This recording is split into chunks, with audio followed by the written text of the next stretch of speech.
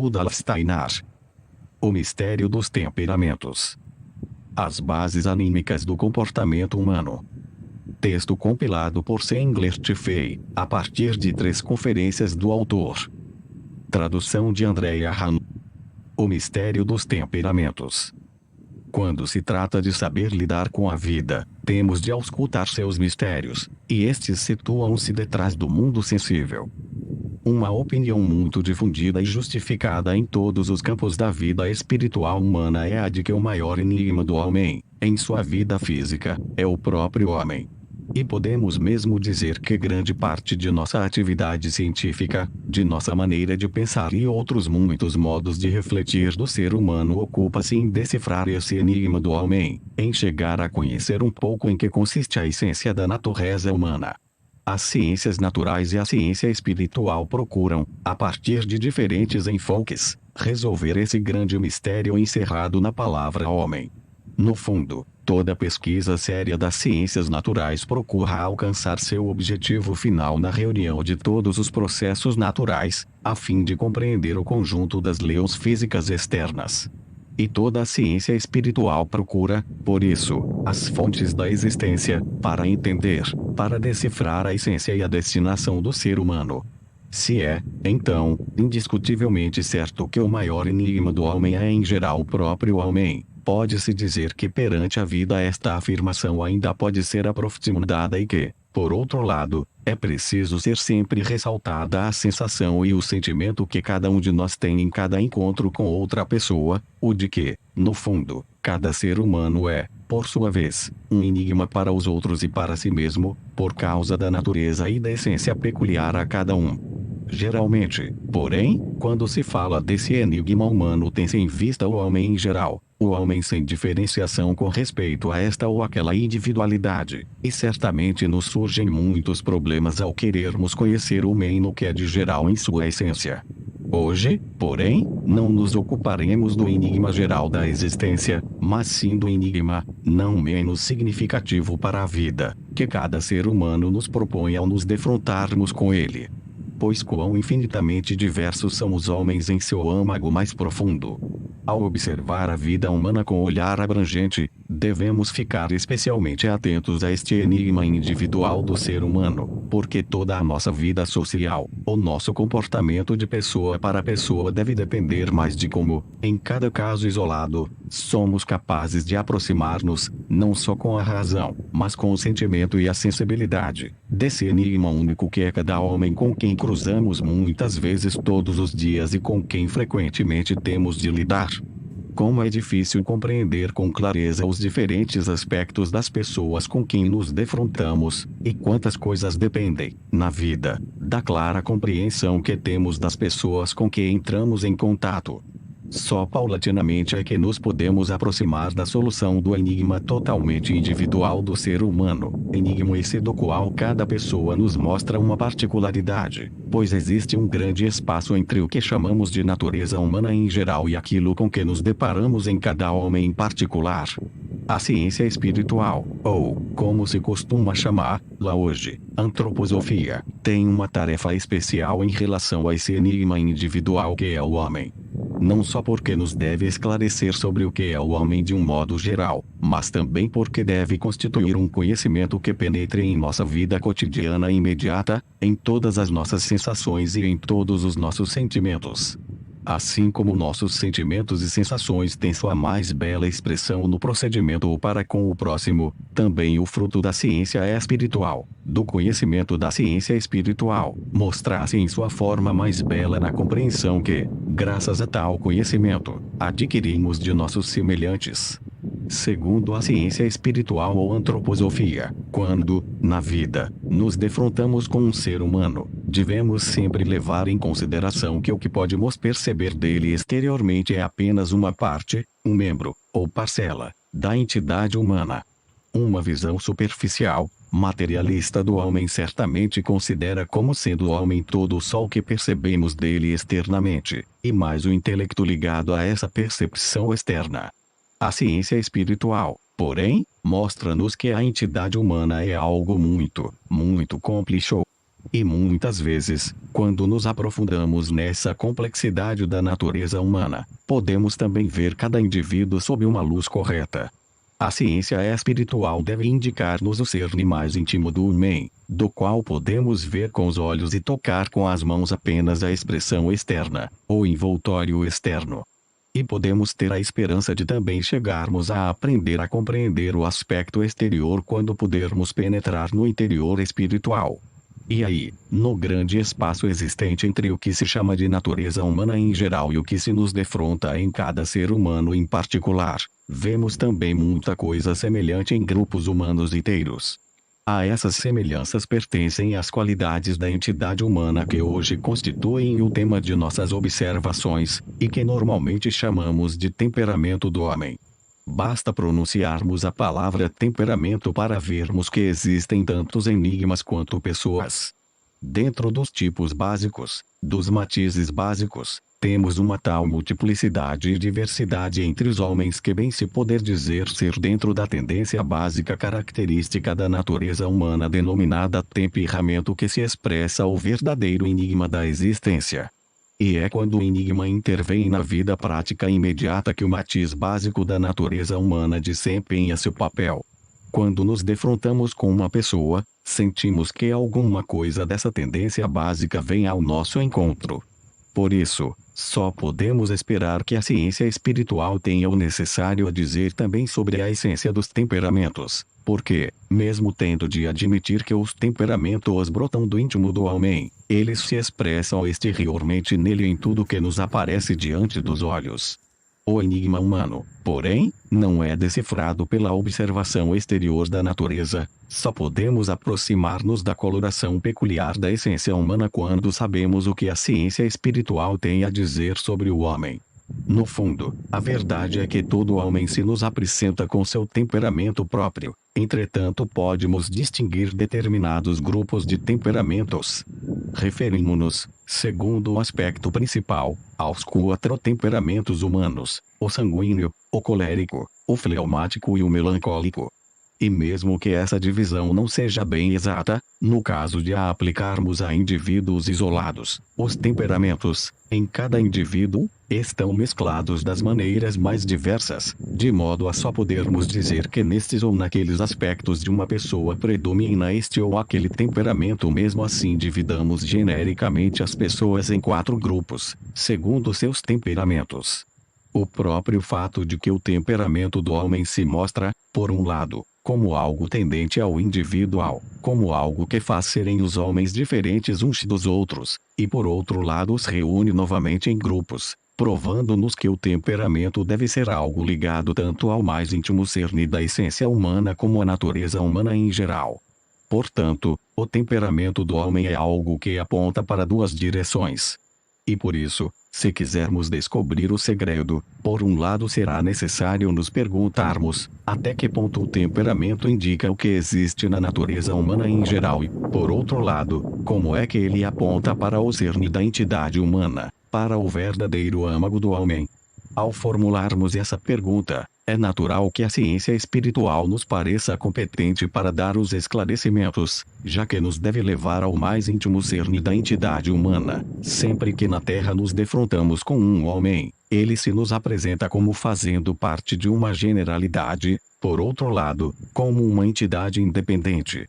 Segundo a ciência espiritual, o homem se situa dentro de 2 correntes de vida que se encontram quando ele entra na existência terrena. E assim estamos no centro das considerações que a ciência espiritual faz sobre a natureza humana. Sabemos então que, em primeiro lugar, temos no homem aquilo que o situa em sua corrente hereditária. Essa corrente é aquela que nos faz ascender, de um indivíduo em particular, a seus pais, avós e demais antepassados.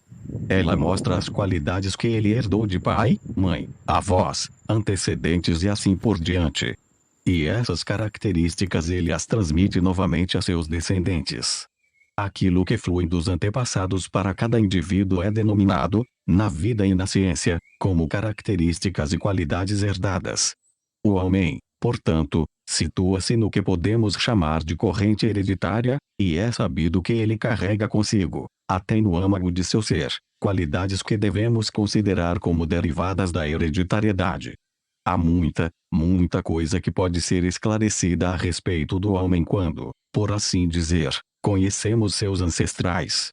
Há uma grande verdade que se expressa nas seguintes palavras de Goethe, profundo conhecedor da alma a respeito de sua própria personalidade. Vão bater a BCH de Statur, des Lebens errantes furen, vom ter schendifro naturum de lustis fabuliere.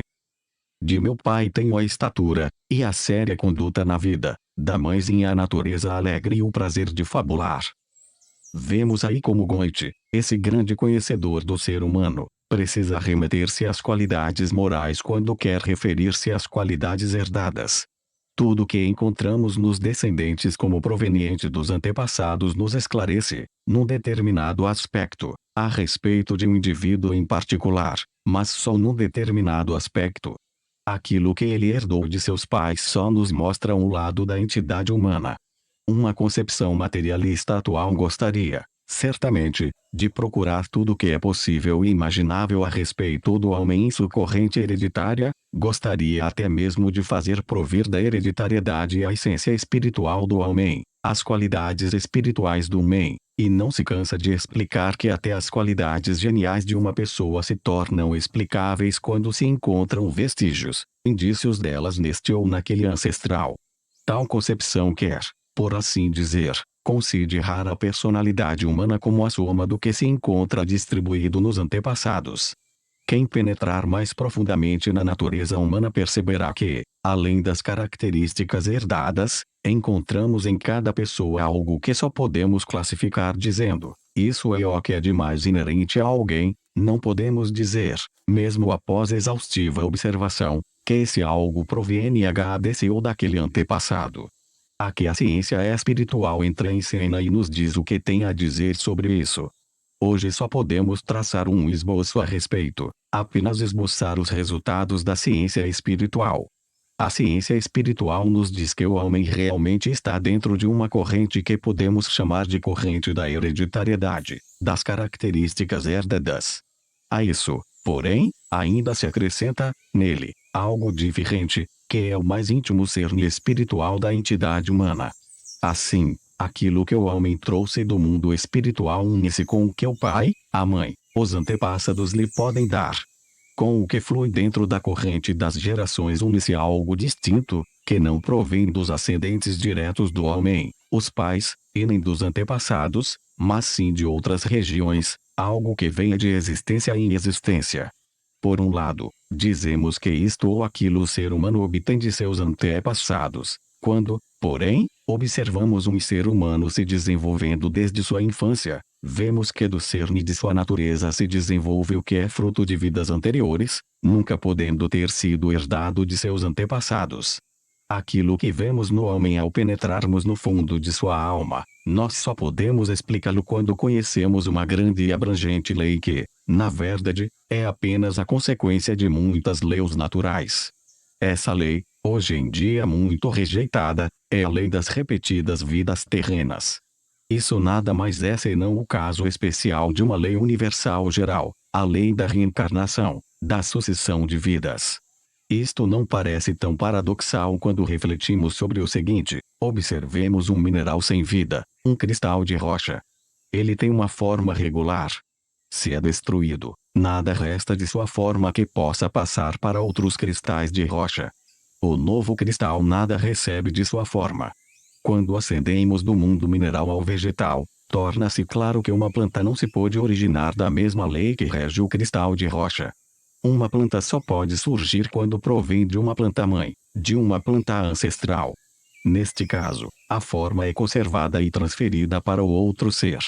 Ascendendo ao mundo animal, descobrimos que ocorre uma evolução da espécie. Vemos que, já no século XIX, grandes resultados foram obtidos na descoberta dessa evolução. Vemos não só que uma forma resulta de outra, mas também que cada animal, no ventre da mãe, repete mais uma vez as formas anteriores, as fases inferiores de evolução que seus ancestrais tiveram. Nos animais temos um progresso da espécie. No homem temos não só um progresso da espécie, um desenvolvimento do gênero, mas também uma evolução da individualidade. Aquilo que o homem, ao longo de sua vida, adquire através de educação, de experiência, não se perde, assim como não se perde, no reino animal, a sequência de ancestrais. Virá um tempo em que o cerne da entidade humana será reconhecido como decorrente de uma existência anterior. A entidade humana será reconhecida como fruto de uma existência anterior. Essa lei percorrerá um caminho singular no mundo. Terá a mesma sorte que uma outra lei.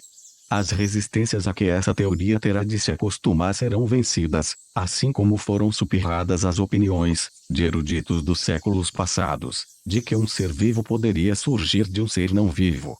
Até o século XVII inclusive, eruditos e leigos não tinham dúvida alguma de que de coisas comuns, sem vida, pudessem desenvolver-se não só animais inferiores como também minhocas, e que até mesmo peixes pudessem surgir do lodo comum dos rios. A primeira pessoa que defendeu energicamente que um ser vivo só poderia surgir de outro ser vivo foi o grande naturalista italiano Francesco Redin, 1627, 1697, mostrando que o vivente só decorre do que tem vida. Esta é uma lei que é apenas precursora de outra lei, a de que o anímico espiritual decorre do anímico espiritual. Rede foi atacado por causa dessa doutrina e só a muito custo escapou do destino de Giordano Bruno, 1548, 1600. Hoje em dia, morrer na fogueira já não está mais na moda. Quem, entretanto, se põe atualmente em evidência com uma nova verdade, a de que, por exemplo, o anímico espiritual decorre do anímico espiritual, mesmo não sendo queimado vivo será tomado por louco. Chegará o tempo em que vai ser considerado absurdo achar que o homem só vive uma vez, e que não existe algo duradouro ligado às características herdadas. A ciência espiritual nos mostra que o que nos é dado pela corrente hereditária conflui para o que é nossa natureza particular. Esta é a outra corrente em que se encontra o homem e pela qual a cultura contemporânea não se interessa muito. A ciência espiritual nos põe diante do grande fato da assim chamada reencarnação e do karma. Ela nos mostra que devemos considerar o mais íntimo cerne da entidade humana como algo que desce do mundo espiritual e se liga ao que é dado pela corrente hereditária, unindo-se com o que pai e mãe podem dar a uma pessoa. Para o cientista espiritual, esse cerne da entidade humana está envolto por capas externas provenientes da corrente hereditária. E assim como precisamos voltar ao pai e à mãe, aos ancestrais para entender o que vemos no homem físico, entender as características que fazem parte de seu exterior, a forma, a constituição e assim por diante, precisamos retroceder a algo bem diferente, a uma vida anterior do homem, quando queremos compreender sua mais íntima essência. Talvez retrocedendo até bem longe no tempo, deixando para trás todas as heranças, tenhamos de procurar pelo cerne espiritual da entidade humana, que já existia há milênios e que, pelos milênios afora, vezes e mais vezes voltou à existência e vezes e mais vezes assumiu uma vida unindo-se agora novamente, na existência atual, com o que pai e mãe lhe puderam dar. Cada ser humano tem, portanto, quando entra na vida física, uma sequência de vidas atrás de si. E isso nada tem a ver com o que está na corrente hereditária. Precisaríamos voltar atrás no século se quiséssemos investigar qual foi sua vida passada quando ele atravessou o portal da morte. Depois de atravessá-lo, ele vive outras formas de existência no mundo espiritual. E quando chega novamente o momento de viver uma vida no mundo físico, ele procura para si mesmo um par de progenitores. Assim precisamos retroceder ao espírito do homem e às suas encarnações anteriores ao querermos explicar o que de anímico espiritual encontramos no homem. Precisamos retroceder às suas encarnações anteriores, o que ele então adquiriu. O que ele trouxe delas, e de que modo ele viveu naquele tempo, devemos considerar como sendo as causas daquilo que ele hoje possui na nova vida como talentos, disposições e faculdades para isto ou aquilo. Pois cada homem traz consigo, para sua vida, determinadas qualidades de suas vidas passadas. O homem traz consigo próprio até certo ponto, determinadas qualidades de seu destino. Dependendo desta ou daquela ação praticada anteriormente, ele provoca a reação e desse modo se sente envolto em nova vida. Assim, ele traz de encarnações anteriores o cerne da entidade humana e o envolve com o que lhe é fornecido pela herança. Sem dúvida isso é mencionado por ser importante, já que de fato, em nossa época atual, há pouca inclinação para reconhecer este cerne da entidade humana, ou para encarar a ideia da reencarnação como algo que não é apenas um pensamento fantástico. Hoje em dia considera-se isso como uma lógica inferior, e sempre se ouvirá do pensador materialista a seguinte objeção: tudo que existe no homem provém totalmente da corrente hereditária. Olhem então para seus antepassados, e os senhores descobrirão que este ou aquele traço, esta ou aquela peculiaridade se encontram neste ou naquele antepassado, e que podemos explicar cada aspecto e qualidade quando os procuramos nos ancestrais. A ciência espiritual também pode assinalar este fato e, na verdade, já se referiu a ele. Por exemplo, numa família de músicos o talento musical é herdado, e assim por diante. Tudo isso apoiaria a doutrina da hereditariedade. Já foi proferida a seguinte lei: o gênio raramente se manifesta no início de uma geração, o gênio estaria no fim de uma corrente hereditária, e isso deveria ser uma prova de que a genialidade se herda. Parte-se aí do seguinte ponto de vista: um homem tem uma determinada qualidade, é um gênio. Voltamos então às faculdades características de um gênio, procuramos no passado, em seus ancestrais, encontramos em algum antepassado indícios da mesma qualidade, escolhemos daqui e dali, num deles encontramos uma qualidade, num segundo outra, e assim por diante, e desse modo mostramos como, finalmente, tudo conflui para o gênio surgido no fim da geração, e concluímos daí que a genialidade é herdada. Para quem pensa logicamente, isso poderia no máximo provar o contrário. Isso prova que encontramos as qualidades do gênio em seus ancestrais. E o que é que isso prova? Nada senão que o cerne da entidade humana pode conseguir realizar o tanto que o instrumento do corpo lhe permite. É como se provasse que quando um homem cai na água sai molhado. Realmente, não é uma conclusão mais brilhante do que quando alguém nos chama a atenção para o fato de que se um homem cai na água sai molhado. É natural que ele absorva o elemento no qual foi mergulhado. Temos os elementos que confluíram na corrente hereditária e que são transmitidos, afinal, por pai e mãe para um indivíduo que desceu do mundo espiritual, e é bastante óbvio que esses elementos estejam carregados das qualidades dos ancestrais. O homem se reveste precisamente de envoltórios que lhe foram dados por seus antepassados. O que foi alegado como prova poderia ser considerado mais em função de que a genialidade não é herdada, pois se o fosse deveria mostrar-se no início das gerações, e não no fim de urna corrente hereditária. Caso se quisesse mostrar que o gênio tem filhos e netos que herdam as qualidades geniais, então se poderia provar que a genialidade é hereditária, mas este, justamente, não é o caso. É uma lógica de pernas curtas querer fazer remontar as qualidades espirituais de um ser humano à sua cadeia de antecedentes. Devemos fazer remontar as qualidades espirituais àquilo que o homem traz consigo de suas encarnações anteriores. Se olharmos agora para a corrente pela qual passa a linha hereditária, veremos que o homem é acolhido na corrente da existência, onde obtém certas qualidades. Vemo-lo diante de nós com características da família, do povo, da raça. Os diversos filhos de um casal trazem consigo tais qualidades. Quando pensamos numa verdadeira essência individual do ser humano, somos levados a dizer que o núcleo anímico espiritual do ser humano nasce dentro da família, do povo, da raça. Ele se reveste do que lhe foi dado pelos antepassados, mas traz consigo qualidades puramente individuais.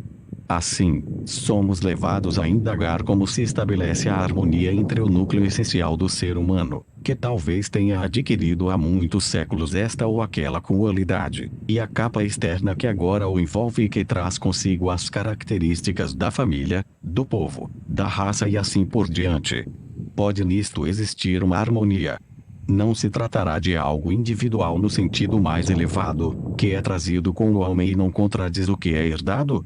Surge assim a grande pergunta: como pode aquele que provém de outros mundos, que precisa procurar para si pai e mãe, unir-se ao físico corpóreo. Como pode ele revestir-se das características físicas pelas quais o homem é colocado na corrente hereditária? Vemos, portanto, no homem com que nos defrontamos no mundo, a confluência de duas correntes.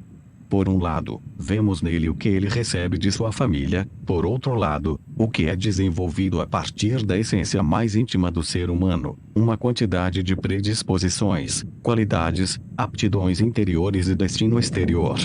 É preciso conseguir um equilíbrio. Essas duas correntes confluem, todo homem é composto dessas duas correntes. Vemos assim que o homem precisa adaptar-se, por um lado, a essa sua essência mais íntima e, por outro, aquilo que lhe é dado pela linha hereditária. Vemos que ele traz, em alto grau, os traços fisionômicos de seus antepassados. Poderíamos, por assim dizer, compor o homem como o resultado da sequência de seus antecedentes. Como de início o núcleo essencial nada tem a ver com o que é herdado, precisando apenas adaptar-se ao que lhe é mais apropriado. Compreender-nos também que é necessário existir uma certa intermediação para aquilo que talvez tenha vivido séculos atrás num mundo totalmente diferente, e compreendamos que o núcleo essencial do homem precisa ter, de certa forma, um parentesco na direção descendente, que deve existir um elo, um vínculo entre o próprio ser humano individual e a natureza genérica em que ele é inserido por nascimento, através de família, povo e raça. Entre esses dois aspectos, o que trazemos de nossas vidas anteriores e o que família, antecedentes e raça imprimem em nós, existe uma intermediação, algo que apesar de conter mais qualidades gerais é, ao mesmo tempo, capaz de ser individualizado. Aquilo que se coloca entre a linha hereditária e a linha que representa nossa individualidade expressa-se pela palavra temperamento. Naquilo que se nos apresenta no temperamento do ser humano temos algo que, de certa maneira, é como que uma fisionomia de sua individualidade mais íntima. Assim compreendemos como a individualidade, através das qualidades do temperamento, tinge as características transmitidas de geração em geração. O temperamento fica entre o que trazemos da individual e o que provém de nossa linha hereditária. As duas correntes, ao se unirem, tingem uma outra. Elas se tingem mutuamente. Assim como o azul e o amarelo se unem formando o verde, as duas correntes se unem, no homem, formando o que se chama de temperamento. Aquilo que estabelece uma ligação entre todas as qualidades interiores, que o homem trouxe de suas encarnações precedentes, e o que a linha hereditária lhe traz, reúne-se sob o conceito de temperamento. O homem se situa entre as características herdadas e o que seu ênio com acento agudo clio essencial interior absorveu. É como se, ao descer, esse núcleo essencial se envolvesse com uma nuance espiritual do que o espera lá embaixo, de modo que, na medida em que melhor se ajusta como envoltório para o homem, o núcleo essencial humano se tinge segundo aquilo em que será inserido por nascimento e segundo uma qualidade que traz consigo. É aí que se manifestam o elemento anímico do homem e as características naturais herdadas. No meio está o que é o temperamento, entre aquilo a que o homem se liga em sua sequência de ancestrais e aquilo que ele traz consigo de suas encarnações anteriores. O temperamento equilibra o eterno com o passageiro.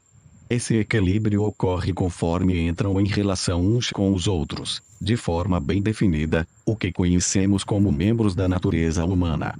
Entretanto, só entendemos como isso ocorre no caso particular quando colocamos diante dos olhos a natureza humana completa, no sentido da ciência espiritual. Só na ciência espiritual se pode encontrar o mistério do temperamento humano. Esse homem, com quem nos defrontamos na vida como confluência dessas duas correntes, nós o conhecemos como uma entidade tetramembrada.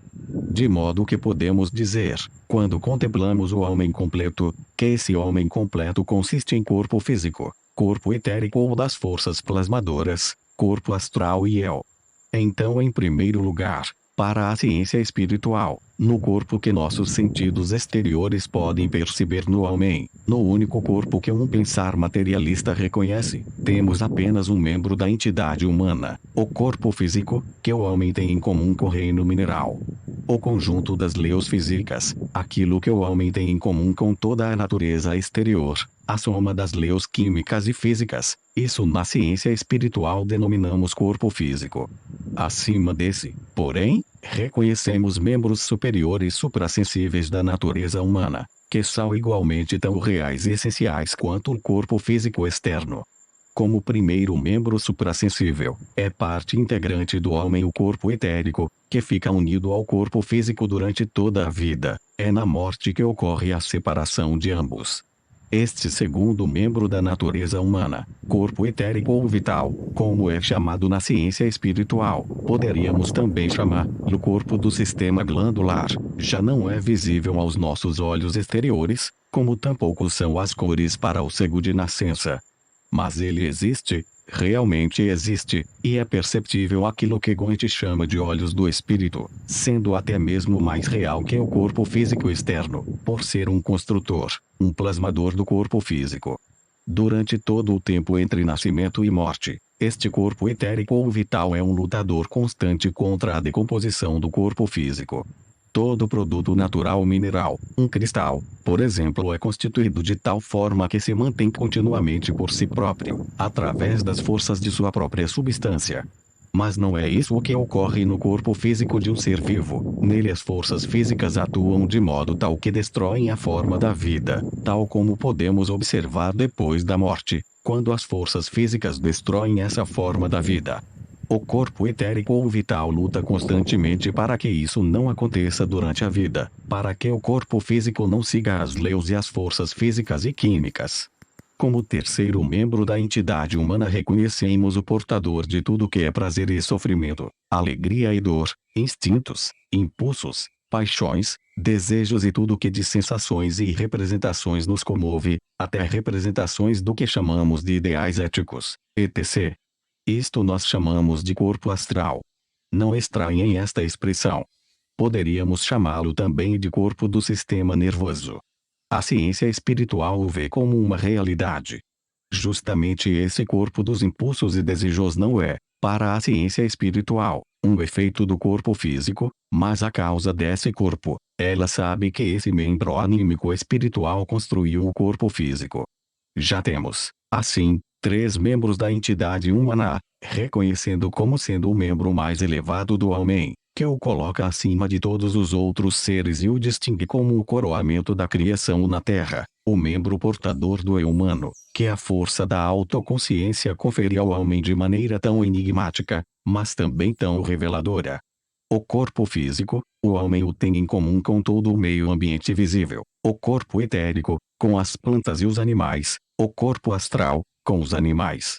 O quarto membro, porém, o eu, pertence apenas a ele, com o eu ele fica acima de todas as outras criaturas.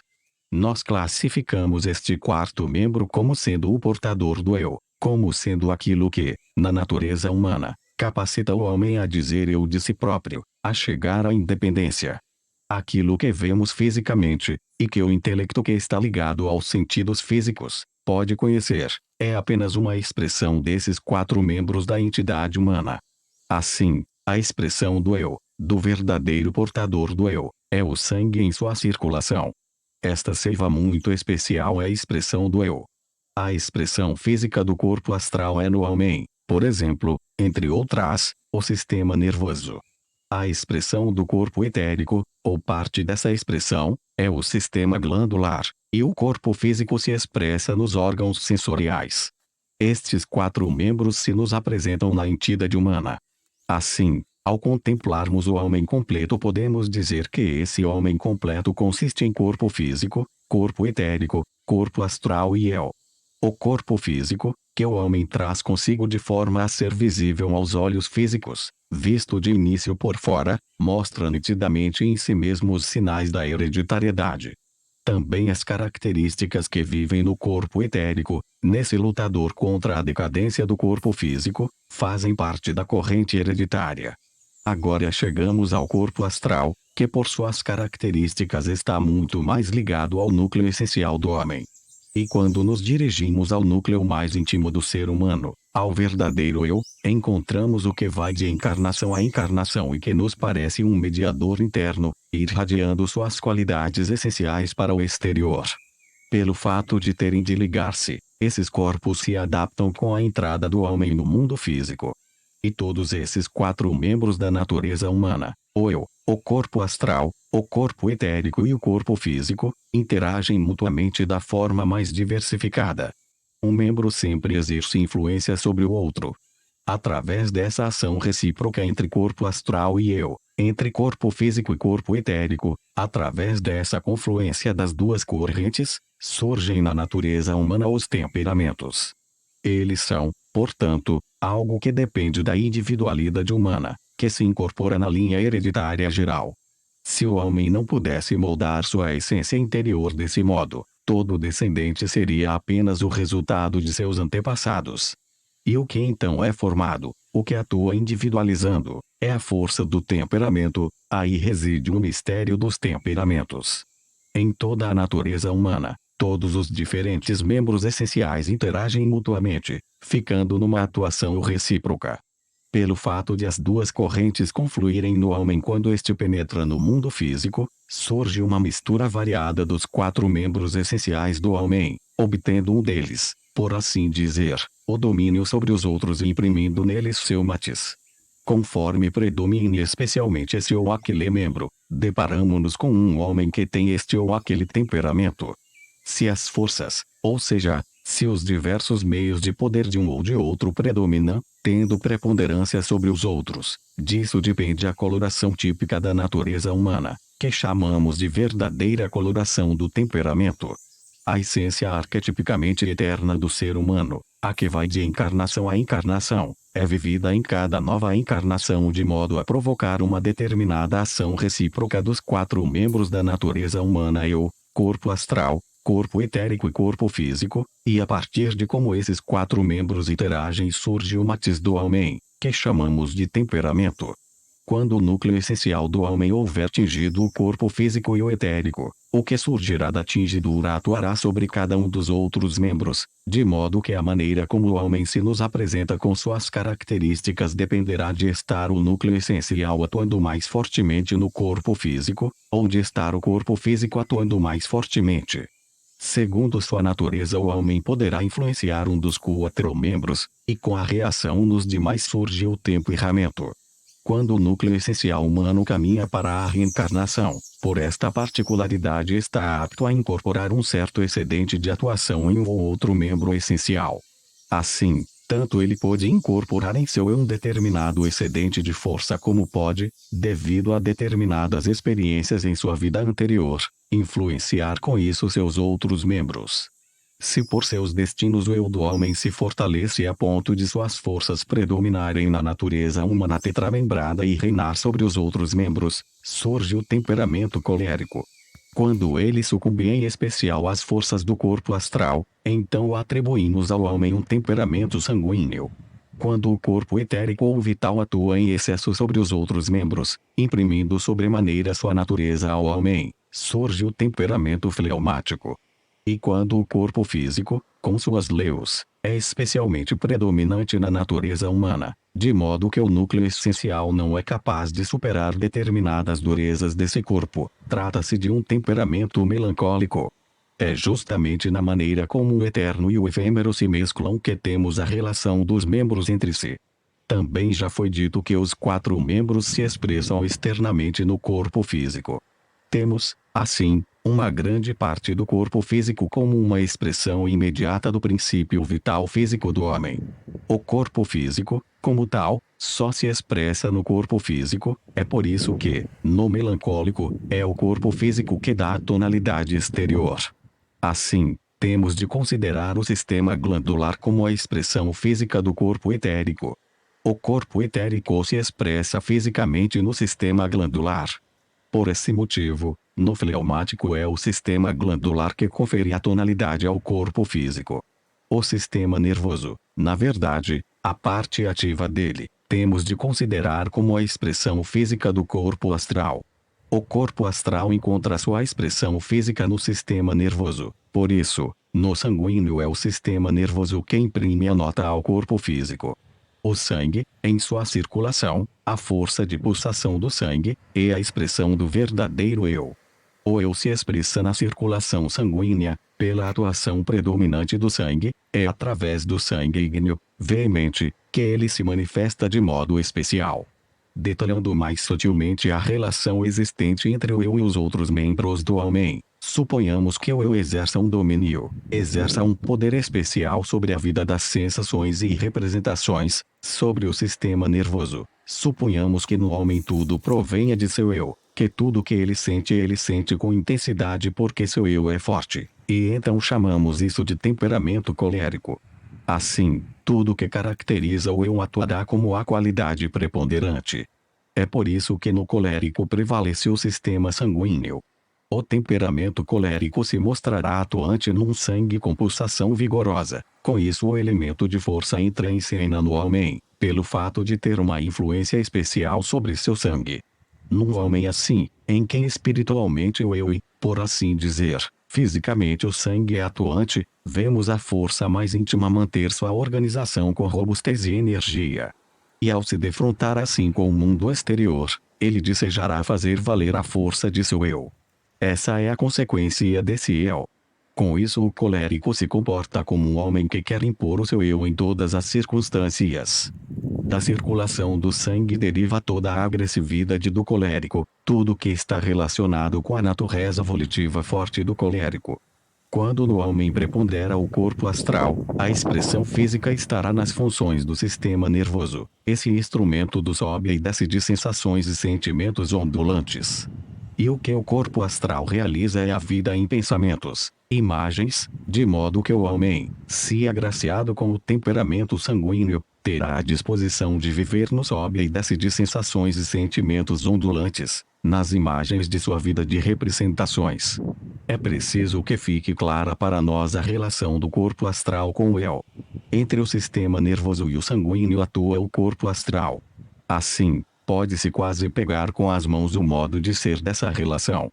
Se existisse apenas o temperamento sanguíneo, somente o sistema nervoso iria atuar, predominando especialmente como expressão do corpo astral, e então o homem teria urna vida oscilante de imagens e representações, um caos de imagens ascendentes e descendentes.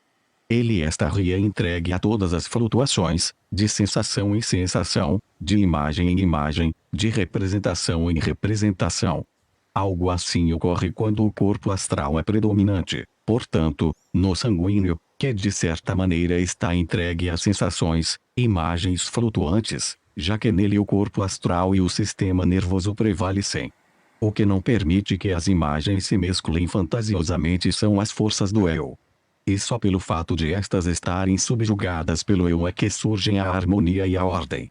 Se o homem não as domasse com seu eu, elas iriam flutuar para cima e para baixo, não se podendo notar que o homem exerce algum domínio sobre elas. No físico é o sangue que, em essência, impõe limites à atividade do sistema nervoso.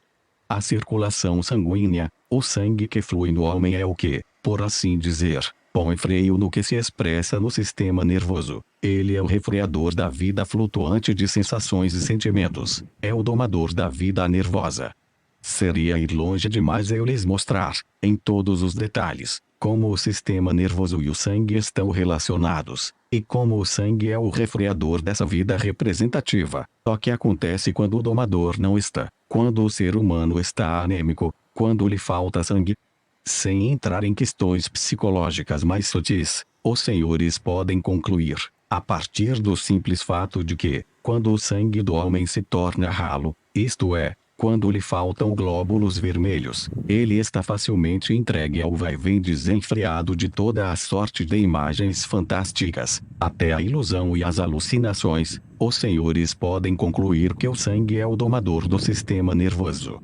Deve reinar um equilíbrio entre o eu e o corpo astral, ou, fisiologicamente falando, entre o sistema sanguíneo e o sistema nervoso, a fim de que o homem não se torne escravo de seu sistema nervoso, isto é, de sua oscilante vida de sensações e sentimentos.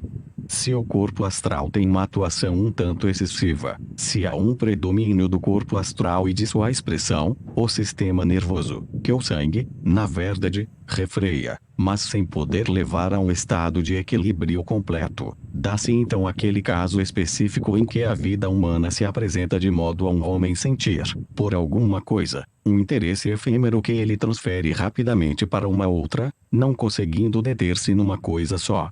A consequência disso é que esse homem pode entusiasmar-se facilmente por algo que lhe vem do mundo exterior, mas não lhe é posto um freio para torná-lo constante interiormente. O interesse despertado passa depressa.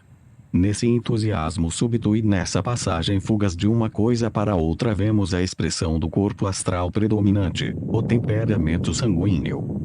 O sanguíneo não consegue demorar-se numa impressão, não consegue fixar-se numa imagem, não prende seu interesse a um objeto. Ele passa de uma impressão viva a outra, de uma percepção a outra, de uma ideia a outra, mostrando uma volubilidade dos sentidos. Podemos observar isso sobretudo na criança sanguínea, e pode causar-nos preocupação o fato de que nela o interesse facilmente desperta, facilmente uma imagem começa a atuar, a causar logo uma impressão, mas que no entanto essa impressão desaparece rapidamente. Quando numa pessoa predomina com especial intensidade o corpo etérico ou vital, aquele que regula interiormente os processos de crescimento e vida e a expressão desse corpo etérico, aquele sistema que causa no homem o bem-estar ou o mal-estar, essa pessoa então se sente tentada a querer permanecer comodamente em seu interior. O corpo etérico é o corpo que tem uma espécie de vida interior, ao passo que o corpo astral se expressa em seu interesse voltado para fora e o eu é o portador do nosso atuar e do nosso querer dirigidos ao exterior. Quando, então, esse corpo etérico, que age como corpo vital e mantém equilibrada cada função cedilha maiúsculo, o que se expressa como bem-estar geral quando essa vida interior apoiada em si mesma prevalece. Quando prevalece essa vida que causa de preferência esse bem-estar, pode ocorrer que esse homem viva de preferência nesse bem-estar interior, sentindo-se tão bem, quando em seu organismo tudo está em ordem, que se sinta pouco impelido a dirigir seu interior para fora, estando pouco disposto a desenvolver um querer vigoroso. Quanto mais confortável se sente um homem em seu interior, mais consonância criará entre o exterior e o interior. Quando é esse o caso, quando isso é almejado em excesso, estamos lidando com um fleumático.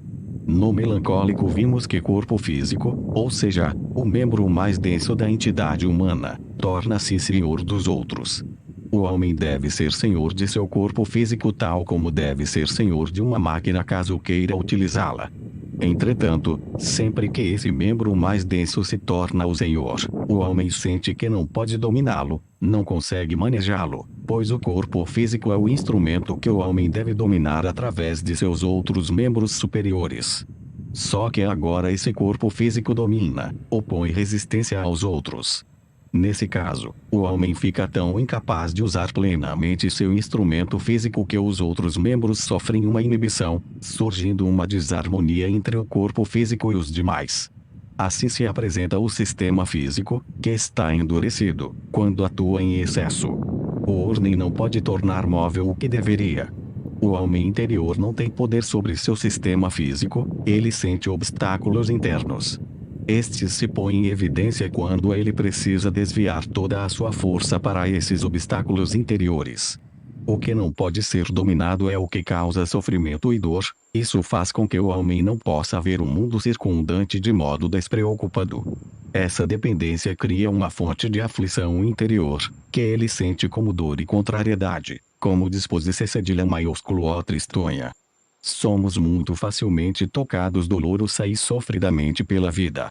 Certos pensamentos e ideias começam a tornar-se constantes. O homem come-se cedilha maiúsculo a ficar pensativo, melancólico. Sempre existe, aí, um emergir da dor. Essa disposição surge unicamente do fato de o corpo físico opor resistência à comodidade interna do corpo etérico, à mobilidade do corpo astral e à firmeza decisória do eu. E se compreendermos assim, a partir de um conhecimento sadio, A natureza dos temperamentos. Muitas coisas se tornarão claras na vida, e também será possível manejar de modo prático o que antes não podíamos. Voltemos nosso olhar para o que se nos apresenta de forma direta na vida. Aquilo que vemos como uma mistura dos 4 membros essenciais do homem se nos manifesta de forma clara e definida na imagem exterior. Observemos agora como o temperamento se expressa no exterior do homem. Tomemos, por exemplo, o colérico, que tem um centro forte e firme em seu interior. Quando eu predomina, o homem quer impor-se a todas as resistências exteriores, quer sobressair-se. Esse eu é o refreador. Tais imagens são imagens da consciência. O corpo físico é formado segundo seu corpo etérico, o corpo etérico, segundo seu corpo astral. Este, por assim dizer, conformaria o homem da maneira mais variada. Mas pelo fato de o eu, através da força do sangue, opor-se a esse crescimento, é mantido o equilíbrio entre a plenitude e a variedade de crescimento. Portanto, quando há um excesso do eu, este pode deter o crescimento. Ele realmente detém os outros membros do homem em seu crescimento, não permitindo que o corpo astral e o corpo etérico se desenvolvam corretamente. Os senhores podem reconhecer palpavelmente, no temperamento colérico, no crescimento exterior, em tudo que se nos apresenta externamente, a expressão daquilo que atua interiormente, a verdadeiramente profunda natureza energética do homem, do eu encerrado em si mesmo. Via de regra, coléricos se mostram como se tivessem o crescimento detido. Os senhores podem encontrar na vida muitos exemplos disso, tal como, na história cultural, o filósofo Johann Gottlieb Fichte, o colérico alemão. Já exteriormente ele era reconhecível como tal.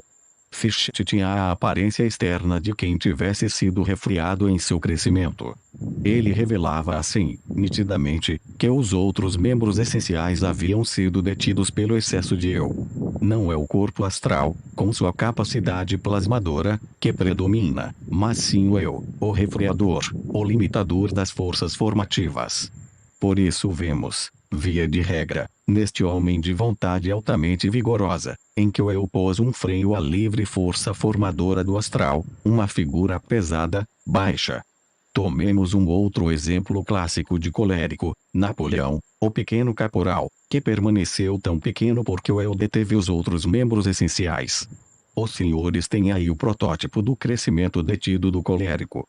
Podem ver, então, como essa força do eu atua a partir do espírito, de forma que a essência mais íntima do homem se manifesta na configuração externa. Examinem a fisionomia do colérico. Comparem-na com a do fleumático, quão difusos são os traços deste, quão pouco se poderia atribuir essa forma da testa ao colérico. Há um órgão em que se evidencia notoriamente seu corpo astral ou seu eu predomina na atuação formadora, é no olho, na firme e segura maneira de olhar do colérico.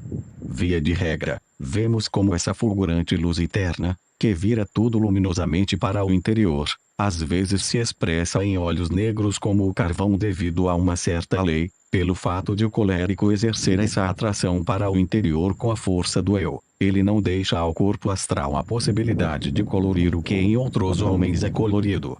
Observem também o homem em todo o seu comportamento. Quem é versado no assunto chega a reconhecer pelas costas quem é colérico. O passo firme anuncia, por assim dizer, o colérico. Também no passo vemos a expressão da força vigorosa do eu. Na criança colérica já podemos ver o passo firme, como se ela não apenas pusesse seu pé no chão, mas pisasse com tanta força por querer forçar o passo mais um pouco chão adentro. O homem todo é uma reprodução de seu ser mais íntimo, que se dá a conhecer dessa maneira. É claro que não se trata de afirmar que colérico é pequeno e o sanguíneo grande. Só podemos comparar a figura do homem com seu próprio crescimento. Trata-se de saber qual é a relação do crescimento com a configuração toda. Observem o sanguíneo. Observem o olhar peculiar já se revelando na criança sanguínea, que rapidamente se fixa em algo mas rapidamente também torna a desviar-se. Trata-se de um olhar alegre. Alegria interior e felicidade brilham nesse olhar, onde se expressa o que vem das profundezas da natureza humana, do móvel corpo astral, que predomina no sanguíneo. Ele atuará nos demais membros com a mobilidade que lhe é inerente, e também tornará a configuração exterior do homem tão móvel quanto possível. Sim, podemos reconhecer toda a fisionomia externa, a configuração permanente e também o gesto como a expressão do corpo astral móvel, fugaz e fluido. No sanguíneo o corpo astral tem tendência a formar, plasmar. O interior se exterioriza, é por isso que o sanguíneo é esbelto e flexível. Até na figura esbelta, no esqueleto, vemos a mobilidade interior do corpo astral do homem todo. Ela se expressa, por exemplo, nos músculos esguios. Isso também é visível naquilo que o homem manifesta exteriormente. Mesmo quem não é clarividente pode, já pelas costas, reconhecer se a pessoa é sanguínea ou colérica. Para isso não é necessário ser um cientista espiritual. Quando vemos um colérico andando, podemos observar que ele pisa como se não só quisesse tocar o chão a cada passo, mas como se o pé ainda devesse penetrar um pouco no chão.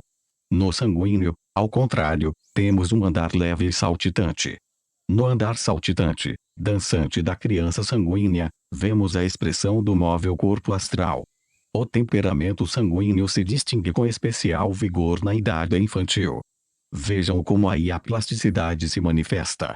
Também na configuração externa encontramos características mais sutis. Enquanto no colérico temos traços fisionômicos bem talhados, no sanguíneo temos traços faciais móveis, expressivos, mutáveis. E da mesma maneira encontramos na criança sanguínea uma certa possibilidade interior de modificar a fisionomia. Até na cor dos olhos podemos identificar o sanguíneo. No colérico, a interioridade da natureza do eu, sua interioridade fechada, se nos apresenta em seus olhos negros. Observando o sanguíneo, em quem a natureza do eu não está tão profundamente arraigada, em quem o corpo astral despeja toda a sua mobilidade, predominam os olhos azuis. Estes olhos azuis estão intimamente ligados à luz interior do homem, que é uma luz invisível, com a luz do corpo astral. Assim poderiam ser mencionadas muitas características que evidenciam o temperamento em seu aspecto exterior. É justamente pela natureza quadrimembrada do homem que aprendemos a compreender esse enigma anímico dos temperamentos. E é realmente a partir de um profundo conhecimento da natureza humana nos tempos antigos que nos foi transmitido o conhecimento dos 4 temperamentos. Ao compreendermos assim a natureza humana, sabendo que o exterior é apenas a expressão do espiritual, aprendemos até nas aparências externas a compreender o homem em seu conjunto, o homem em todo o seu vir a ser, e aprendemos a reconhecer o que devemos fazer com relação a nós mesmos e à criança quanto ao temperamento. A educação precisa prestar particular atenção ao temperamento que está querendo desenvolver-se. Tanto para a sabedoria de viver quanto para a pedagogia, é imprescindível um verdadeiro conhecimento vivo da natureza dos temperamentos, sendo que ambas ganhariam imensamente com ele. Bem, prossigamos. Por outro lado, vemos que também o temperamento fleumático se expressa na figura exterior. Nele predomina a atividade do corpo etérico ou vital, que tem sua expressão física no sistema glandular e sua expressão anímica no bem-estar, no equilíbrio interno. Numa pessoa assim, quando em seu interior tudo não está apenas normalmente em ordem, mas essas forças formativas interiores do bem-estar estão ativas em demasia e acima do normal, o que elas produzem se agrega ao corpo humano, este se torna corpulento, vindo a inflar. É na abundância corpórea, na elaboração das partes gordurosas que as forças formativas internas do corpo etérico especialmente atuam. Em tudo isso se nos apresenta o bem-estar interno do fleumático. E quem não reconheceria, nesse intercâmbio deficiente entre o interior e o exterior, a causa do andar muitas vezes desleixado, arrastado do fleumático, cujo passo parece não querer assentar no chão. Ele, por assim dizer, não pisa devidamente, não se relaciona com as coisas. Os senhores podem ver, observando em seu todo, que ele consegue dominar precariamente as formas de seu interior. O temperamento fleumático se mostra na fisionomia imóvel, indiferente, e até no olhar particularmente apagado, incolor, enquanto o olhar do colérico é ardente e brilhante. Reconhece-se no fleumático a expressão da comodidade do corpo etérico, dirigida apenas para dentro. Melancólica é aquela pessoa que não consegue dominar completamente seu instrumento físico, que lhe oferece resistência é aquela que não consegue fazer uso desse instrumento. Observem como em geral o melancólico tem a cabeça pendente, por não dispor, em si mesmo, da força para enrijecer o pescoço. A cabeça inclinada para a frente mostra que as forças interiores que a erguem nunca podem desenvolver-se livremente. Os olhos se voltam para baixo, o olhar é turvo. Nada do brilho negro dos olhos do colérico. No olhar peculiar observamos como o instrumento físico lhe traz dificuldades. O andar é realmente firme, pausado, mas não é o andar do colérico, o passo forte do colérico, e sim de uma firmeza de certo modo pesada, arrastada. Aqui se pode apenas aludir a tudo isto, porém a vida do homem se nos torna muito mais compreensível quando trabalhamos assim, quando vemos o espírito atuando internamente nas formas, quando vemos que o exterior do homem pode ser uma expressão de seu interior. Deste modo os senhores podem ver como significativamente a ciência espiritual pode contribuir para a solução desse enigma, mas só quando nos dirigimos à realidade total, da qual também faz parte o espiritual. Só quando não ficamos apenas na realidade sensorial é que pode surgir, desse conhecimento, um conhecimento prático para a vida. Por isso, é só da ciência espiritual que pode fluir esse conhecimento, de forma a ser benéfico para toda a humanidade e para cada um. Cientes agora de tudo isso, aprendemos também a aplicá-lo. Sobretudo o que nos deve interessar é como lidar pedagogicamente com os temperamentos já na idade infantil. Ora, na educação devemos reparar atentamente no tipo de temperamento, junto às crianças. É de importância fundamental sabermos conduzir e guiar o temperamento que se está desenvolvendo. Mas também mais tarde, na autoeducação, isso ainda é algo de grande valor para o ser humano. Para quem deseja se autoeducar, é muito importante reparar no que se expressa em seu próprio temperamento. Eu lhes mencionei aqui os tipos fundamentais. É claro que não ocorrem com muita frequência de forma tão pura. Cada pessoa tem como tônica apenas um dos temperamentos e, além desse, possui um pouco dos outros. Napoleão, por exemplo, tinha muito de fleumático, embora fosse um colérico. Quando dominamos a vida em seu lado prático, é importante que possamos deixar atuar em nossa alma aquilo que se expressa fisicamente. Como é importante nos empenharmos em considerar que os temperamentos podem exceder-se, sendo que o que se nos apresenta numa unilateralidade pode também exceder-se a ela. Que seria do mundo sem os temperamentos? E se todos os homens tivessem só um temperamento? Seria o que se pode imaginar de mais tedioso. Sem os temperamentos o mundo seria não só tedioso no sentido sensorial, mas também no sentido superior.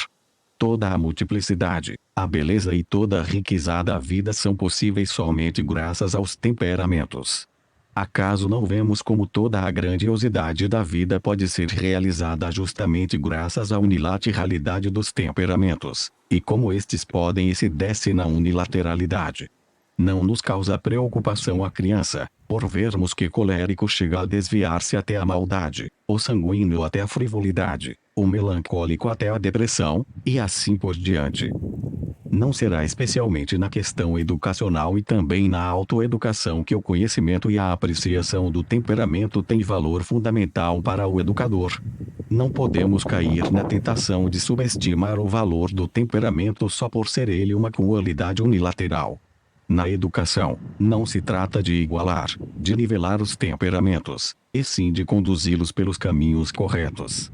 Deve ficar-nos claro que o temperamento leva à unilateralidade, e que o mais radical do temperamento melancólico consiste na loucura, o do fleumático na debilidade mental, o do sanguíneo na alienação mental, o do colérico em todos os ataques da natureza humana doente e que vão até a fúria violenta.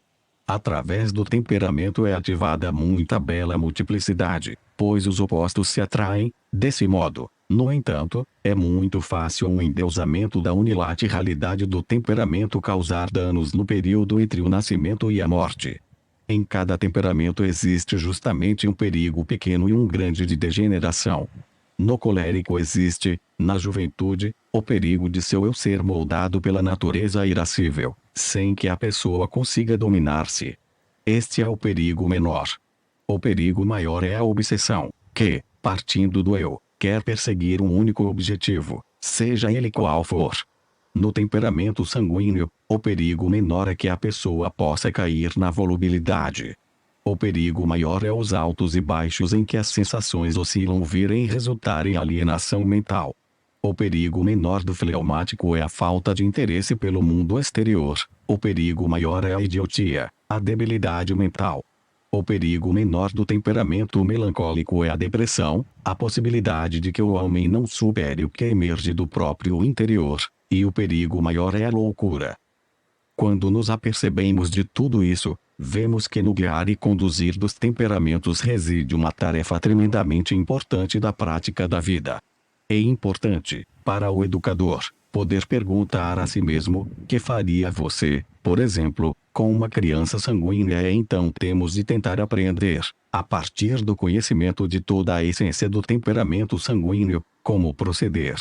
Quando se fala a respeito de outros aspectos da educação infantil, também aí é necessário tratar pormenorizadamente do temperamento. Mas para conduzir um temperamento deve-se respeitar o princípio fundamental de que é preciso contar sempre com o que existe, não com o que não existe. Temos diante de nós uma criança de temperamento sanguíneo, que poderia facilmente degenerar em volubilidade e falta de interesse pelas coisas importantes e, por outro lado, rápido interesse por outras coisas. A criança sanguínea é a criança que compreende as coisas facilmente, mas também que rapidamente as esquece, sendo-lhe difícil fixar-se no assunto justamente pelo fato de se desinteressar rapidamente dele, passando a outro. Isso pode desembocar na mais terrível unilateralidade, cujo perigo podemos perceber ao mergulharmos nas profundezas da natureza humana. No caso de uma criança assim, quem pensa de forma materialista virá logo com uma receita, dizendo: quando você tem de educar uma criança sanguínea, deve pô-la em contato com outras crianças. Uma pessoa, porém, que pense no sentido realista correto dirá: se os senhores pretendem, no caso da criança sanguínea, atuar nas forças que ela absolutamente não possui, nada irão conseguir com essa criança. Poderão ainda esforçar-se o mais possível para desenvolver os outros componentes da natureza humana, ela não os tem predominantes. Se uma criança possui temperamento sanguíneo, não podemos ajudá-la em seu desenvolvimento impondo-lhe interesse à força, não se pode inculcar nela algo que não seja do temperamento sanguíneo. Não devemos perguntar: o que faz falta à criança, o que devemos impor a ela pela força. O que devemos perguntar é, via de regra, o que é que uma criança sanguínea possui. E é com isso que devemos contar. E então diremos o seguinte: não é tentando inculcar nessa criança alguma qualidade oposta que modificamos essa qualidade. Quanto a essas coisas que estão fundamentadas na natureza mais íntima do homem, devemos levar em consideração o fato de só podermos vergá-las. Sendo assim, contamos não com o que a criança não tem, mas com o que ela tem. Justamente nessa natureza sanguínea contamos com a mobilidade do corpo astral, não tentemos impor a ela o que pertence a um outro membro da natureza humana. Num sanguíneo que se tornou unilateral temos justamente de sondar esse seu temperamento. Se quisermos proceder corretamente junto a essa criança, teremos de reparar num aspecto. Ora, a quem tem verdadeira experiência evidencia-se primeiro que, por mais sanguínea que seja a criança, via de regra existe algo que desperta seu interesse, existe um interesse verdadeiro para cada criança sanguínea. Em geral, seu interesse será facilmente atiçado por este ou aquele objeto, interesse que rapidamente ela tornará a perder. Mas existe um interesse que pode ser constante, até para a criança sanguínea. O que revela isto é a prática, resta apenas encontrá-lo. E temos de dedicar nossa atenção àquilo que encontramos, àquilo pelo que ela se interessa especialmente. E aquilo que significa alguma coisa para a criança, aquilo pelo que a criança não passa com volubilidade, temos de tentar apresentar a ela como uma coisa especial, de modo que seu temperamento se estenda sobre o que não lhe é indiferente, aquilo que para ela é apaixonante devemos tentar apresentar-lhe sob uma luz especial, ela deve aprender a fazer uso de sua sanguinidade. Podemos atuar de modo que, antes de mais nada, tudo se ligue ao que é sempre possível de ser encontrado, que nos liguemos justamente às forças presentes na criança. Não é com castigos e conversas convincentes que ela consegue interessar-se duradouramente por alguma coisa. Por coisas, objetos, acontecimentos, ela não mostrará facilmente algo além de um interesse passageiro, instável, mas por uma personalidade especialmente adequada à criança sanguínea, e sua experiência mostrará existirá um interesse constante, permanente, por mais volúvel que ela seja. Se formos nós a personalidade certa, ou, quando possível, se for sua companheira, já surgirá um interesse. Basta tentarmos da maneira correta. Apenas pelo caminho indireto do amor a uma personalidade já pode surgir interesse numa criança sanguínea. Porém, quando é atiçado nela o interesse, o amor por uma pessoa, então através desse amor pela pessoa acontece realmente um milagre. Este pode curar um temperamento unilateral da criança. Mais do que qualquer outro temperamento, a criança sanguínea precisa do amor por uma personalidade. Tudo deve ser feito para que o amor desperte numa criança assim. Amor é a palavra mágica. E por esse caminho indireto do afeto por uma determinada personalidade que toda a educação da criança sanguínea precisa passar. Por isso, pais e educadores têm de considerar que não é inculcando pela força que se pode despertar na criança sanguínea um interesse duradouro por coisas, e assim por diante, devemos, sim, cuidar para que esse interesse seja conquistado pelo caminho indireto da afeição por uma personalidade. A criança precisa desenvolver esse afeto pessoal, devemos fazer-nos amar por ela. Eis a tarefa que temos para com a criança sanguínea. Daquele que educa a criança sanguínea dependerá o fato de ela aprender a amar a personalidade. Prosseguindo, ainda podemos basear a educação na própria natureza sanguínea da criança. A natureza sanguínea se manifesta no fato de não poder achar interesse algum que seja duradouro. Nós devemos ver o que existe aí. Precisamos tratar de cercar a criança com toda a sorte de coisas pelas quais reparamos que ela nutre um interesse mais profundo. Então ocuparemos a criança cedilha maiúsculo A com tais coisas, por espaços de tempo determinados, coisas em que um interesse passageiro é justificado, junto às quais ela, por assim dizer, pode ser sanguínea, coisas que não merecem que a pessoa mantenha o interesse por elas. Devemos deixar que essas coisas falem a sanguinidade, devemos deixar que elas atuem sobre a criança, e então devemos tirá-las dela, para que a criança cedilha maiúsculo as deseje novamente e elas tornem a ser lhe dadas. Devemos, assim, deixar que elas atuem sobre a criança, tal como as coisas do mundo em geral atuam sobre o temperamento. Portanto, é importante escolher, para uma criança sanguínea, essas coisas perante as quais ela pode ser sanguínea. Se recorrermos ao que existe e não ao que não existe, veremos, a prática da vida o mostrará que de fato a força sanguínea, quando se torna unilateral, deixa-se realmente cativar pelas coisas importantes. Isso é atingido como que por um caminho indireto. É bom quando o temperamento é desenvolvido já na criança de maneira correta, mas muitas vezes também o adulto de mais idade precisa tomar nas mãos sua própria educação. Enquanto os temperamentos se mantêm em limites normais, representam aquilo que faz a vida bela, variada e grandiosa. Quão tediosa seria a vida se todas as pessoas fossem iguais quanto ao temperamento. Mas, para compensar uma unilateralidade de temperamento, a miúde até a pessoa de mais idade precisa tomar nas mãos sua autoeducação. Tampouco nesse caso podemos querer inculcar, pela força, um interesse duradouro por qualquer coisa que seja, e sim dizer, acontece que sou um sanguíneo, agora estou procurando para mim, na vida, coisas pelas quais eu possa me interessar de passagem, havendo a justificativa de eu não me apegar a elas e de me ocupar justamente com aquilo em que, com toda razão, eu possa perder o interesse logo no momento seguinte. Suponhamos que uma pessoa tenha receio de que, em seu filho, o temperamento colérico se expresse de modo unilateral. Não se pode, porém, indicar a mesma receita aplicável à criança sanguínea. O colérico não conseguirá facilmente sentir amor pela personalidade de uma pessoa. É por meio de algo bem diferente que temos de conseguir chegar a ele, quanto à atuação de uma pessoa sobre outra. Porém, na criança colérica também existe um caminho indireto por onde sempre se pode conduzir o desenvolvimento. Eis aí o que conduz à educação com segurança, respeito e estima por urna autoridade. Para a criança colérica temos, sinceramente, de ser dignos de respeito e estima, no mais elevado sentido da palavra. Não se trata, no caso, de nos tornarmos queridos por nossas qualidades pessoais, como no caso da criança sanguínea. O que importa é a criança colérica sempre poder acreditar que o educador sabe o que faz. Devemos mostrar entendermos das coisas que ocorrem em torno da criança.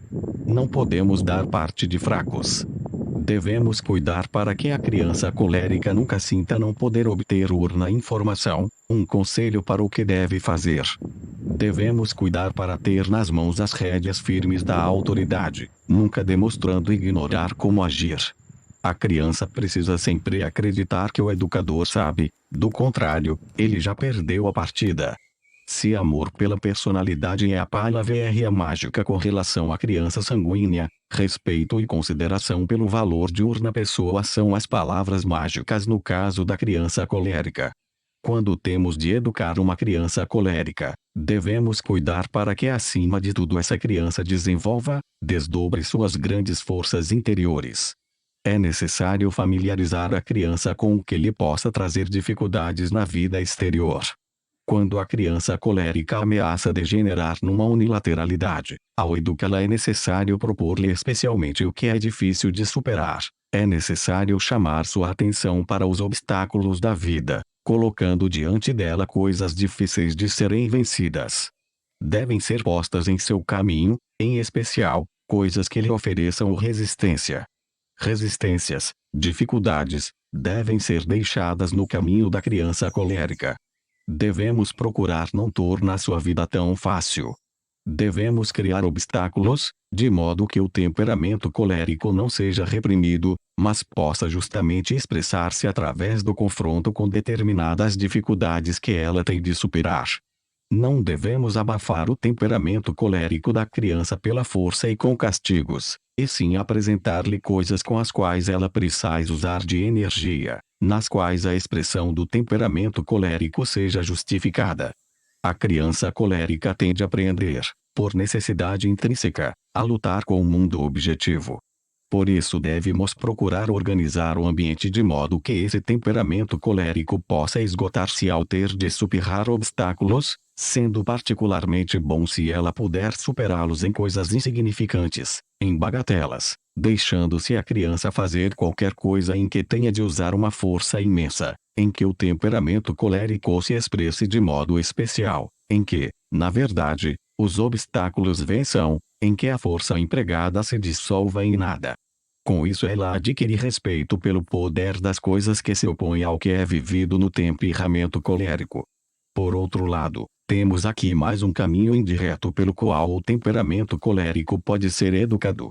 Antes de mais nada, é necessário despertarmos a veneração, o sentimento de admiração, colocando-nos diante da criança de modo a despertar realmente respeito nela ao mostrar-lhe que podemos superar as dificuldades que ela mesma ainda não consegue superar. A veneração, o respeito pelo que o educador é capaz de fazer, pelo que ele é capaz de superar diante da dificuldade enfrentada. Eis o recurso correto. Respeito pela capacidade do educador é esse o caminho para nos aproximarmos da criança colérica na educação. Muito difícil também é lidar com a criança melancólica, só que é preciso fazer quando sentimos receio da ameaçadora unilateralidade do temperamento melancólico, já que não podemos inculcar na criança o que ela não possui. Temos de considerar que ela contém em si a força para prender-se aos obstáculos, para apegar-se às resistências. Se quisermos conduzir essa particularidade de seu temperamento no rumo correto, precisaremos desviar essa força de dentro para fora. Nesse caso, é de especial importância não pretendermos dissuadi-la, de um modo ou de outro, de seu desgosto e de sua dor, pois ela tem justamente uma disposição para isso, para esse ensimesmamento, pelo fato de o instrumento físico lhe oferecer resistência. Precisamos contar especialmente com o que existe, precisamos cultivar o existente. Para o educador da criança melancólica, será especialmente necessário considerar importante mostrar a ela que existe sofrimento no mundo. Se quisermos posicionar-nos como educadores dessa criança, teremos de achar nisso o ponto de vinculação. A criança melancólica é predisposta ao sofrimento, ela tem capacidade para sentir dor, desengano, isso está arraigado em seu íntimo, não podendo ser extinto à força, porém pode ser desviado. Também nesse caso há uma maneira de proceder. Antes de mais nada, temos de mostrar à criança melancólica que o homem, de um modo geral, consegue suportar o sofrimento. Deixemo-la experimentar, na vida exterior, uma dor justificada, um sofrimento justificado, para que ela venha a saber que existem coisas com as quais experimentamos dor. É isso o que importa. Se os senhores quiserem alegrá-la, ela se recolherá para dentro de si mesma. Não devemos achar que temos de alegrar a criança ou tentar animá-la. Não devemos distraí-la, dessa forma os senhores endurecerão sua melancolia, sua dor interior. Se a levarem para onde ela possa encontrar prazer, ela apenas se tomará mais e mais introspectiva. Quando tentamos curar o jovem melancólico, é sobretudo bom não rodeá-lo de companhia alegre, e sim deixá-lo vivenciar uma dor justificada. Distraiam-na mostrando-lhe, ao mesmo tempo, que o sofrimento existe. Ela deve ver que na vida há coisas com as quais podemos experimentar dor. Mesmo que não devamos abusar disso, nas coisas externas é importante suscitar uma dor que a distraia. A criança melancólica não é fácil de conduzir. Mas também nesse caso temos, mais uma vez, um remédio mágico. Assim como para a criança sanguínea as palavras mágicas são amor à personalidade e para a colérica estima e apreciação do valor do educador, para a criança cedilha maiúsculo a melancólica o importante é que os educadores sejam personalidades de certa forma provadas pela vida, atuando e falando a partir de provações vividas. A criança tem de sentir que o educador realmente passou por sofrimentos. Deixem que a criança perceba, numa série de circunstâncias da vida, os próprios destinos desta. O melancólico é mais feliz quando pode crescer ao lado de uma pessoa que tem muito a dizer graças às experiências sofridas. Temos aí uma atuação de alma para alma da forma mais propícia. Quando, pois, ao lado de uma criança melancólica está uma pessoa que, em oposição às suas tendências para a tristeza, tendências originadas só em seu íntimo, uma pessoa, repito, que sabe falar de cátedra das dores e dos sofrimentos que o mundo exterior lhe proporcionou, então a criança se reergue com essa convivência, com esse sentimento conjunto da dor justificada. Uma pessoa que, com sua narrativa, pode fazer com que o melancólico chegue a sentir como ela foi provada pelo destino, essa traz um grande benefício a esse tipo de criança. Também quanto ao que, por assim dizer, preparamos para o ambiente que circunda a criança, não devemos deixar de considerar suas disposições. Por isso, é útil prepararmos para ela, por mais esquisito que isto possa parecer, obstáculos e dificuldades reais, de modo que em determinados casos ela possa experimentar dores e sofrimentos justificados. A melhor educação para tal criança ocorre quando o direcionamento vem desviar o sentimento de dor e tristeza, de forma que o elemento existente como disposição possa desdobrar-se em obstáculos e dificuldades externas. Assim a criança, a alma da criança tomará, pouco a pouco, outros rumos. Também na autoeducação podemos utilizar isso, devemos sempre deixar que sejam vividas as disposições existentes, as forças existentes em nós, e não reprimi-las artificialmente. Se o temperamento colérico, por exemplo, expressa-se tão fortemente em nós que se nos tornou um obstáculo, devemos dar livre curso a essa força que abrigamos procurando coisas em que, sob certo aspecto, possamos gastar nossa energia, em que nossas forças a nada conduzam, coisas que sejam insignificantes, desimportantes. Se, por outro lado, somos melancólicos, então é conveniente procurar as dores e os sofrimentos externos justificados da vida, para termos oportunidade de gastar nossa melancolia no mundo exterior. É assim que nos equilibramos. Passemos ao temperamento fleumático. Com uma criança fleumática teremos sérias dificuldades caso a educação nos tenha confiado a tarefa de nos comportarmos, perante ela, de modo análogo.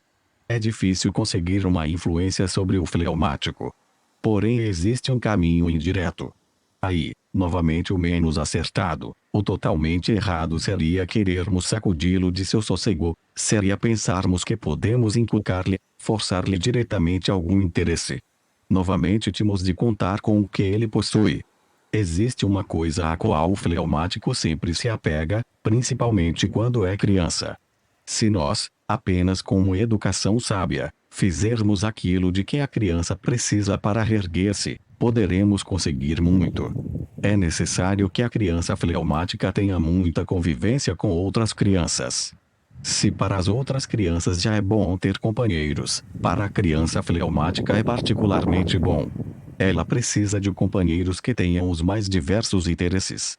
Numa criança fleumática, nada existe a que possamos apelar. Coisas e acontecimentos raramente a interessam. Por isso deve-se levá-la ao convívio com crianças da mesma idade. Ela pode ser educada pela convivência com os interesses, e, de preferência, muitos interesses, de outras personalidades. Se ela se mantém indiferente ao que está ao seu redor, seu interesse pode ser atiçado pela atuação que nela exercem os interesses de seus companheiros. Só é possível inflamar seu interesse mediante esta atuação cedilha maiúsculo ou sugestiva particular, através dos interesses dos outros. Despertar o próprio interesse compartilhando dos interesses dos outros, convivendo com os interesses de seus companheiros, eis o que vale na educação do fleumático, assim como compaixão e convivência com o destino humanos de um ou outro vale para o melancólico. Mais uma vez, estimulação através dos interesses dos outros é o meio correto de educar o fleumático. Assim como o sanguíneo deve ter afeto por uma personalidade, o fleumático deve ter amizade e relacionamento com o maior número possível de crianças de sua idade. Este é o único caminho para despertar a força adormecida nele. Não são as coisas por si mesmas que atuam sobre o fleumático. Não é através de um assunto da tarefa escolar ou doméstica que os senhores conseguirão interessar o pequeno fleumático, e sim através do caminho indireto, passando pelos interesses de outras almas de crianças da mesma idade. É justamente quando as coisas se refletem em outras pessoas que esses interesses se refletem na alma da criança fleumática. Procuremos então rodeá-la de coisas e propiciar acontecimentos em que a fleuma seja oportuna.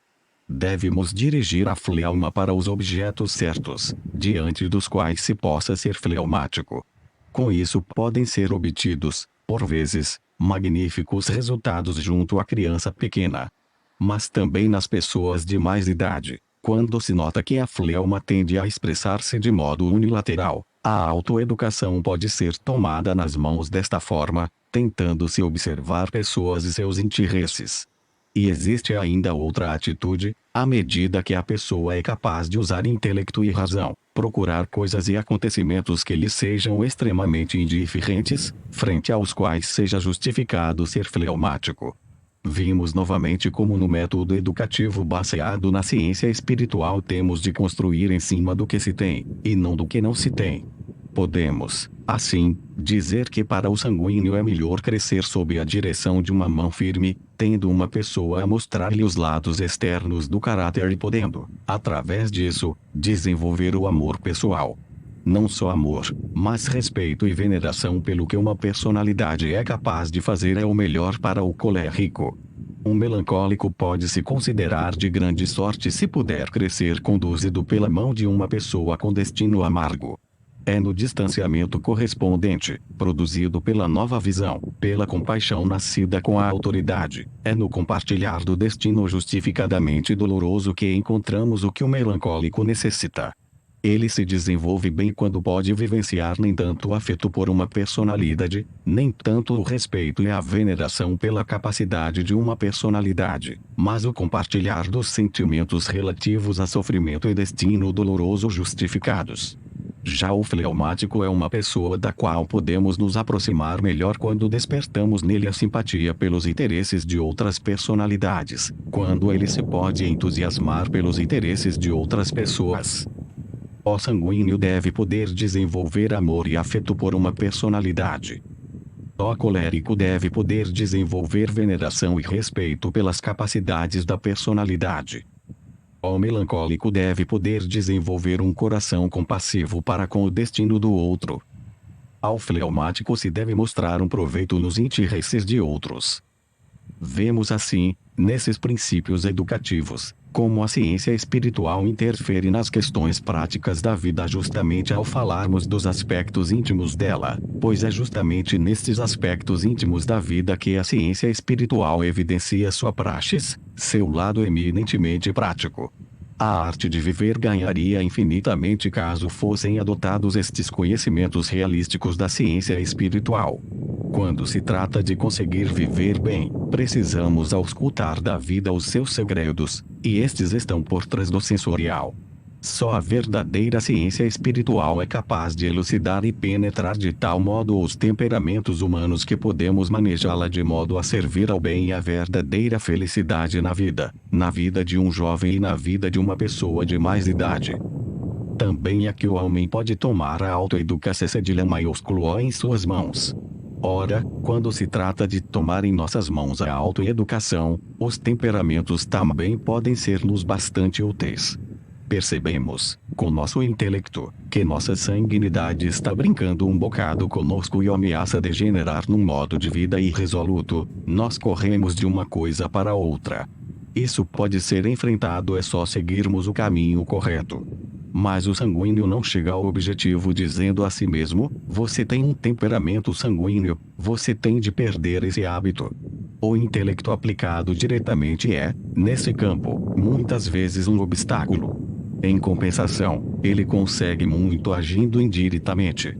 O intelecto é, neste caso, a força anímica mais fraca de todas. Contra forças anímicas mais fortes como são os temperamentos, o intelecto pode muito pouco, só pode atuar indiretamente.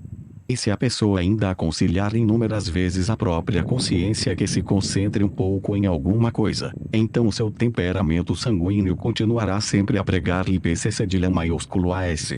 Ela só pode contar com a força que tem. Por trás do intelecto devem existir outras forças. Pode o sanguíneo contar com qualquer coisa além de seu temperamento sanguíneo. E mesmo na autoeducação, é necessário tentarmos fazer o que o intelecto poderia fazer espontaneamente. A pessoa precisa contar com sua sanguinidade. Autorrepressões não são frutíferas. O importante é mostrar a sanguinidade seu devido lugar. Devemos tentar não ter interesse por certas coisas pelas quais normalmente temos. Podemos, por meio do intelecto, proporcionar a nós mesmos experiências pelas quais o breve interesse do sanguíneo é legítimo. Se ele procura colocar-se artificialmente na posição de se confrontar com o que não lhe interessa, tanto melhor. Quando provocamos, mesmo em pequena escala, tais condições em que o interesse passageiro é oportuno, então já será provocado o necessário. Ao insistir nesse exercício percebemos que esse temperamento desenvolve a força para se transformar. Do mesmo modo, o colérico pode se autocurar de um modo específico se observarmos a questão sob o ponto de vista da ciência espiritual. Com o temperamento colérico, é conveniente escolher coisas tais, provocar por meio do intelecto condições tais que frente a elas não adiante nos enfurecermos, não adiante nos levarmos a de absurduni por nossa fúria. Quando então o colérico repara que sua fúria interior quer desafogar-se, precisa tentar encontrar um bom número de coisas em que seja necessária pouca força para serem superadas, ele precisa tentar provocar situações externas fáceis de dominar e tentar sempre gastar suas energias de modo mais veemente em acontecimentos e fatos insignificantes. Se ele procurar essas coisas insignificantes que não lhe oferecem resistência, poderá, por sua vez, guiar seu temperamento colérico unilateral na direção correta. Quando nos damos conta de que nossa melancolia pode levar à unilateralidade, devemos tentar criar, para nós, obstáculos exteriores justificados e querer desvendá-los em toda a sua amplitude, a fim de desviar para assuntos exteriores o que possuímos em nós de dor e capacidade para a dor. Isso o intelecto consegue. Portanto, o temperamento melancólico não deve passar ao largo da dor e do sofrimento, pelo contrário, deve justamente procurá-los, deve sofrer com eles, para que sua dor seja desviada para as coisas e os acontecimentos certos. Se somos fleumáticos, não tendo interesse por nada, então é bom que nos ocupemos com a maior quantidade possível de objetos desinteressantes, que nos cerquemos da maior quantidade possível de fontes de tédio, de modo a nos entediarmos profundamente. Assim curaremos radicalmente nossa fleuma, perderemos completamente esse hábito. Portanto, o fleumático faz bem em pensar, com o intelecto, que deve ter interesse por alguma coisa, que deve procurar coisas que justifiquem por não serem causadoras de preocupação na pessoa. Ele deve procurar ocupações em que a fleuma seja justificada, em que ele possa esgotar sua fleuma. Com isso superará sua fleuma, mesmo quando esta ameaça degenerar em unilateralidade. Contamos, assim, com o que existe, e não com o que não existe. Aqueles, porém, que se denominam realistas acreditam, por exemplo, que o melhor para um melancólico é se procurar o que deve ser trabalhado de modo oposto. Porém, quem pensa verdadeiramente de modo real apela para o que já existe nele. Assim os senhores veem que é justamente a ciência espiritual que não nos afasta do real e da verdadeira vida, que a cada passo ela iluminará nosso caminho em direção às verdades, sendo ela que nos pode dar, também, orientação na vida sobre como levar em consideração tudo que é verdadeiro. Fantasiosas são as pessoas que creem ter de permanecer presas às aparências externas.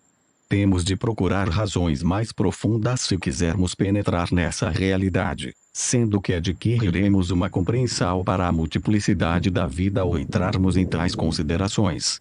Nosso sentido prático se tornará cada vez mais individual se não formos forçados a adotar a receita geral. Você não deve extinguir volubilidade com seriedade, e sim ver quais são as qualidades que devem ser ativadas no homem. Se o ser humano é o maior enigma da vida, e se nós temos a esperança de que esse enigma humano nos seja decifrado, temos de recorrer à ciência espiritual, a única que pode decifrá-lo. Não apenas o ser humano em geral é para nós um enigma, cada pessoa com quem nos defrontamos na vida, cada nova individualidade nos propõe um novo enigma, que certamente não podemos decifrar refletindo sobre ele com nosso intelecto. Precisamos chegar até a individualidade.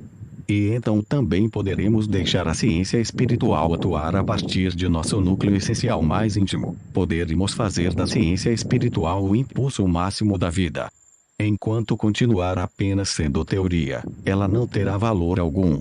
O que deve é ser aplicada na vida do ser humano. O caminho para isso é possível, porém é bem longo. Ele se torna iluminado para nós quando conduz à realidade. Então nossas maneiras de ver se transformam, e nós percebemos uma transformação dos conhecimentos. É um preconceito acreditar que os conhecimentos devam permanecer abstratos. Quando penetram no âmbito espiritual, eles permeiam todo o nosso trabalho de vida, toda a vida fica permeada por eles. Então nos confrontamos com a vida de maneira a adquirir conhecimento sobre a individualidade, que se aprofunda até ao sentimento e à sensação e aí se expressar, possuindo grande respeito e estima. Modelos são fáceis de reconhecer. E é fácil querer dominar a vida segundo modelos, porém ela não se deixa tratar como tal. Então basta apenas um conhecimento, transformado num sentimento que devemos ter para com a individualidade do homem, para com a individualidade na vida toda. Aí nosso conhecimento, por assim dizer, espiritual consciente influirá em nosso sentimento, de modo a poder formar um juízo correto sobre o enigma que se nos apresenta em cada pessoa em particular. Como decifrar o enigma que cada pessoa nos apresenta? Nós o decifraremos defrontando-nos com essa pessoa de modo a estabelecermos harmonia entre nós e ela. E permeando-nos assim com sabedoria de vida que poderemos decifrar o principal enigma da existência, ou seja, cada ser humano em particular. Não será desfiando ideias e conceitos abstratos que o decifraremos. O enigma humano geral pode ser decifrado por meio imagens. Já o enigma individual não é decifrável desfiando-se em ideias e conceitos abstratos. O que devemos fazer é colocar-nos diante de cada pessoa em particular, manifestando-lhe compreensão imediata. Isso só é possível quando sabemos o que existe no fundo da alma. A ciência espiritual é algo que flui lenta e paulatinamente para dentro de toda a nossa alma, de modo a tornar a alma receptiva não só para as grandes conexões, mas também para os detalhes mais sutis. Na ciência espiritual ocorre que, quando uma alma se encontra diante de outra e esta exige amor, o amor lhe é oferecido. Se ela exige uma outra coisa lhe será dada. É assim que criamos, através de tal sabedoria de vida, fundamentos sociais. Isto é decifrar um enigma a cada momento. Não é mediante sermões, exortações, discursos moralistas que a antroposofia atua, mas mediante a criação de um fundamento social em que o ser humano possa conhecer o ser humano.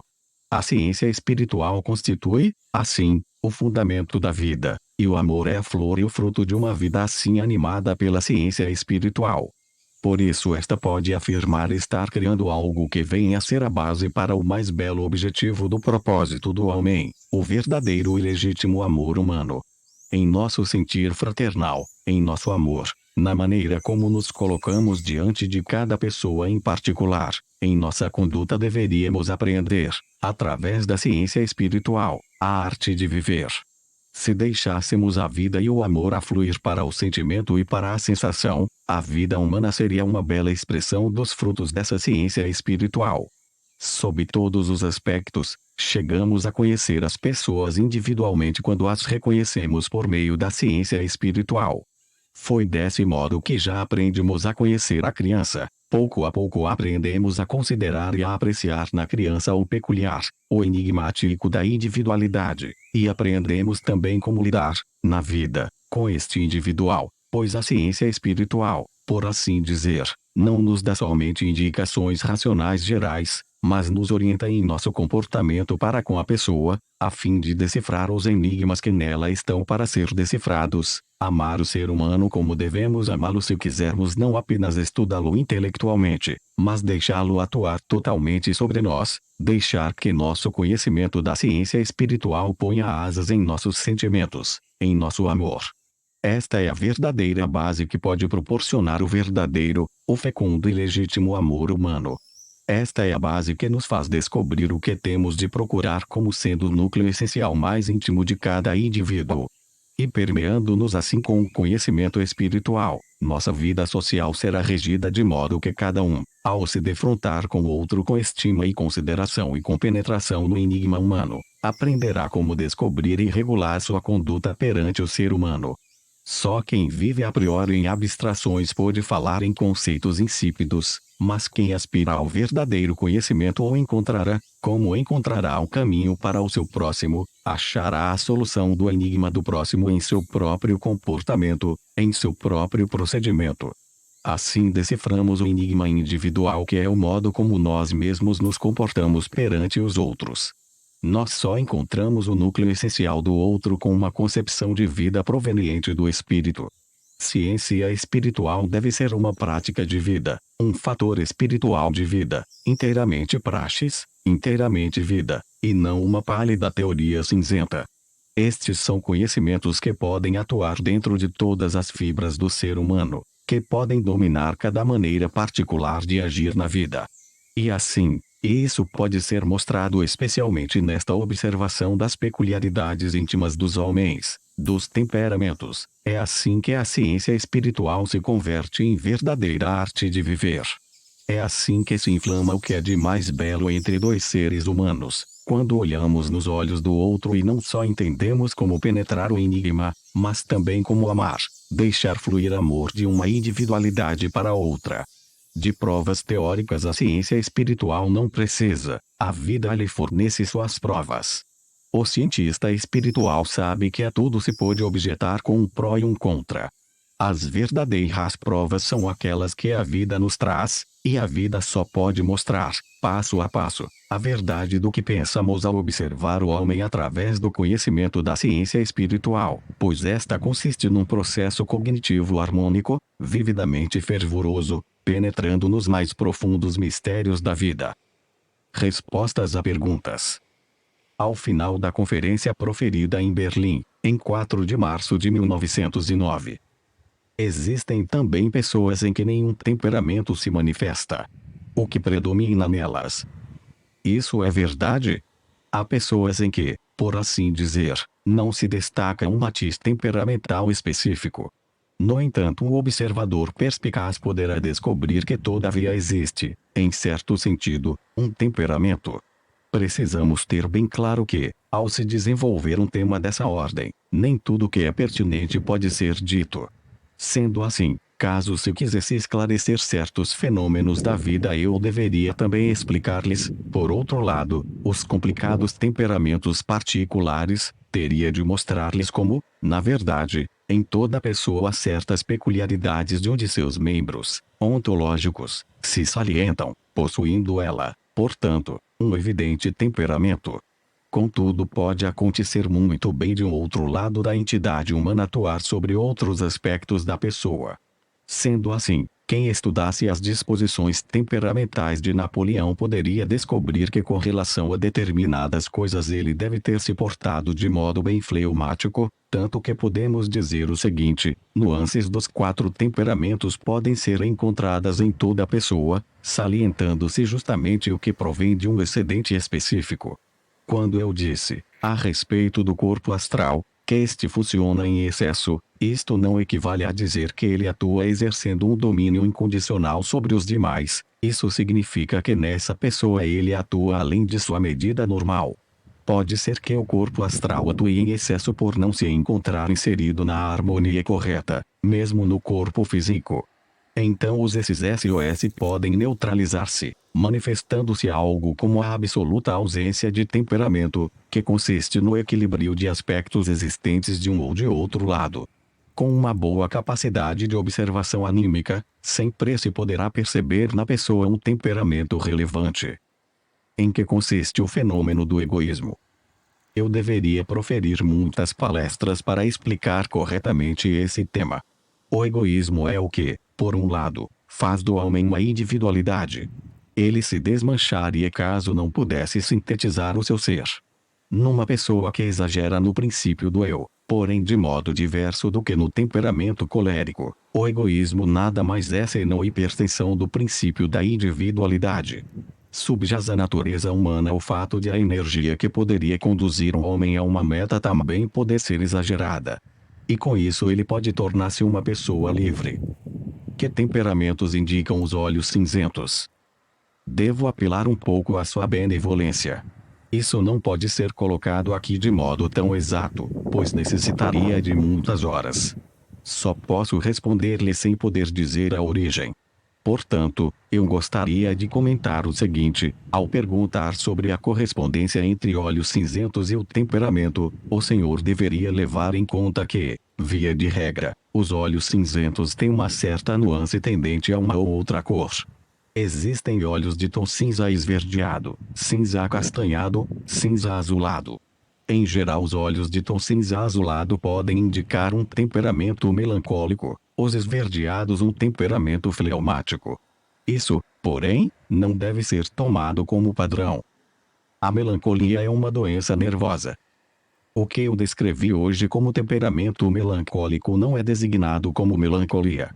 Neste mês de março eu falarei sobre questões de saúde, quando então se oferecerá suficiente oportunidade para esclarecimentos, nesse sentido, a quem deseje fazer perguntas.